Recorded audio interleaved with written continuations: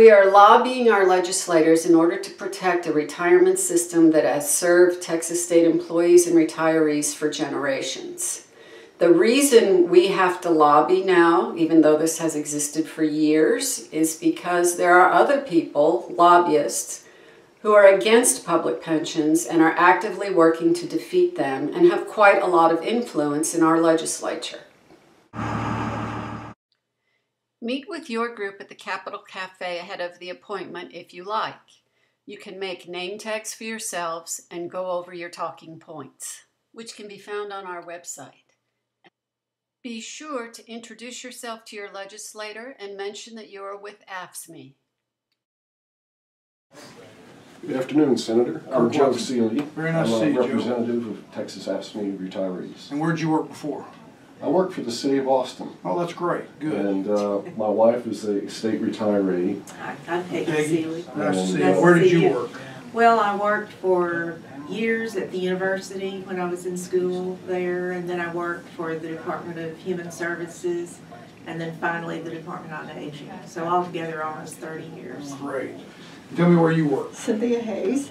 I retired from the State Office of Administrative Hearings, and before that I worked at TCEQ and its predecessor agencies. Yes. Yeah. 24 years. Where all have you worked? I'm Maura Powers. I worked at the Attorney General's office for about 22 years, and then I also worked at the Secretary of State's office and what used to be called the Texas Employment Commission. So altogether 24 to 25 years for the state. Because as we understand it, we're kind of at a crisis point. Retirees haven't seen a cost of living increase in 13 years, which is what for a long time we thought we were trying to advocate for our members on, was getting a cost of living increase.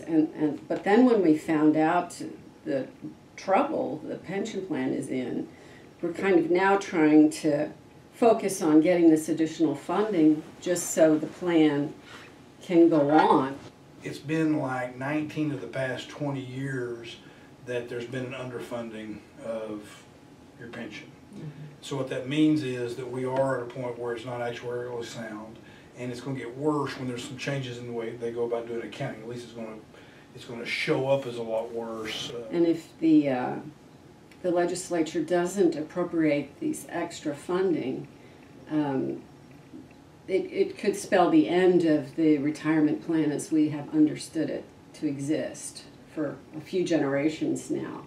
All I understood from ERS was we need about $175 million in general revenue funds over the next 31 years to have it pronounced actuarially sound. There's a reason that we're in this shape, and that reason is that the legislature hadn't lived up to its obligations, and there's a reason that it feels like it can get away with doing that. And so we're going to need to have what y'all are doing here. We're going to need to have not just retirees, but we're going to need to have current employees. Here's my best advice, is there's strength in numbers. Right. So we need to have the numbers up here at the Capitol.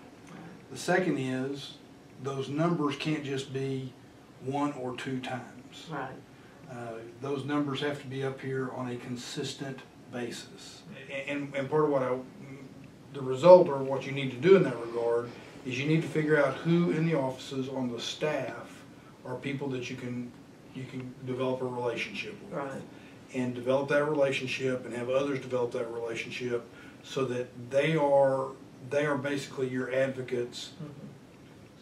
But anytime there's some other bill that relates to public employees, it's probably going to be appropriate that AFSCME and its confederacy of others meet with the appropriate members of those committees on those bills to give the 2 cents on the bill, but also to use that as an opportunity to put in front of those members issues related to the pension.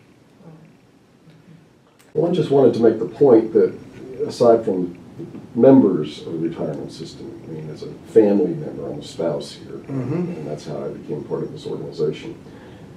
The number of people in Texas that this affects is tremendous. and there's a real impact on the economy. And you need to have a viable retiree, financially viable retiree population. What can you do? Meet your representative, attend pension hearings, send a letter to your reps, call your representative. Let everyone know. Oh, you better listen to me, every one of you. We've got a lot of work to do.